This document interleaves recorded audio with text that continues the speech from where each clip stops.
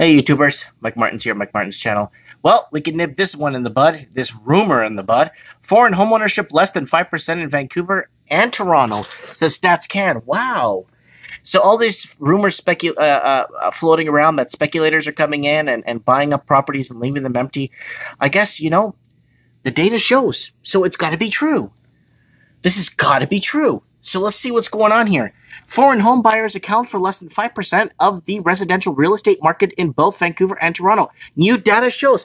It's got to be true. The new data is showing it, so we got to believe this. Ooh, we could listen to something. I don't think so. New research on the Canadian housing market shows foreign buyers account for a small portion of house and condominium owners in the country's largest cities. Huh. Okay, I got a question. What if one person owned, let's say, 800 or 900 or 1,000 condos? They unloaded a bunch of money and they bought 1,000 because there's like, I don't know, 20, 30, 40, 50,000 empty units. It could be right. This could be right if there's one person that owns that much. So that's less of people that are owning each. So if there's one person per unit, you'd obviously have more people. But if it's one person owning 10, 20, 30 units, it changes the whole demographic, right? So non-residents own 3.4% of all real estate properties in Toronto, according to the new Housing Statistics by Canada Mortgage and Housing Corporation and Statistics Canada. In Vancouver, and non-residents own 4.8% of residential properties. Okay, so I don't know about what's going on here, but it says so. So you got to believe it, okay? CMHC also says that the foreign buyers own less than 1% of the condo stock in 17 metropolitan cities across the country. Okay, there's a video there if you want to play it.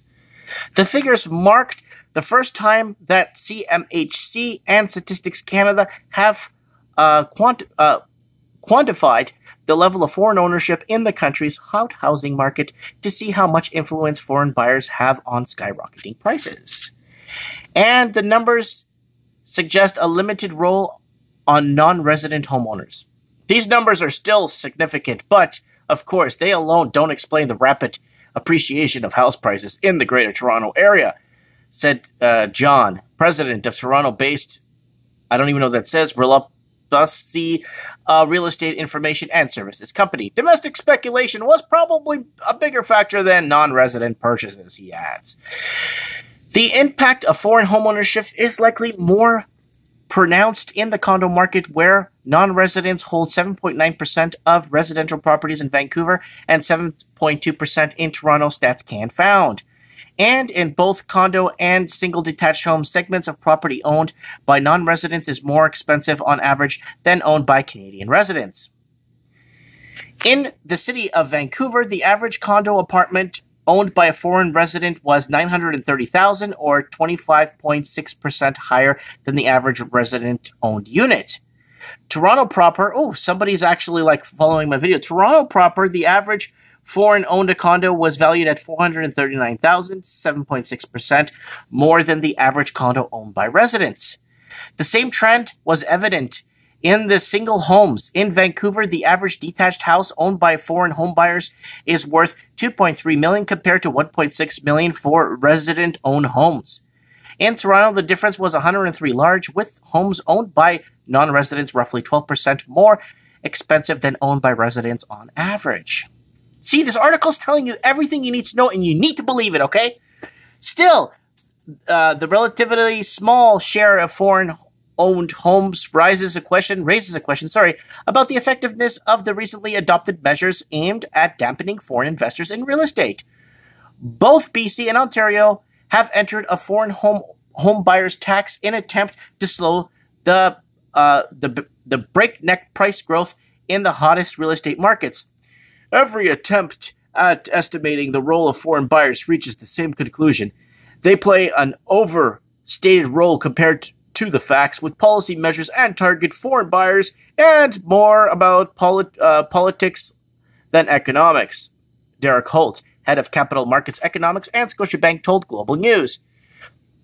BC's first ever data of foreign homeowner buyers in Vancouver showed that non-residents accounted for 5% of purchases in June 2016 before the implementation of the tax. A very similar survey in Ontario showed non-resident home buyers accounting for around 7% of the monthly purchases in Toronto prior to the tax. And while both provinces saw a dip in foreign buying activity, followed by a surtax, neither has seen a meaningful and lasting impact on home prices from it so far. At some point, we need to face the reality that the deterioration of housing affordability has been driven by domestic buyers and domestic policy choices governing housing supply, said Holt. So what are we talking here when they're talking about Canadians buying? Are these people that just got their citizenship a few weeks ago or a couple of months ago just to be able to buy into the market legally? I mean, there's a lot of questions, right? A lot of questions speculating out there. What's happening? Like what's going on, right? So people just want to know what's going on. So the true measure of the test is New Zealand. New Zealand was bought up, and they're blaming the foreign investors speculating and coming in and ruining it for everybody.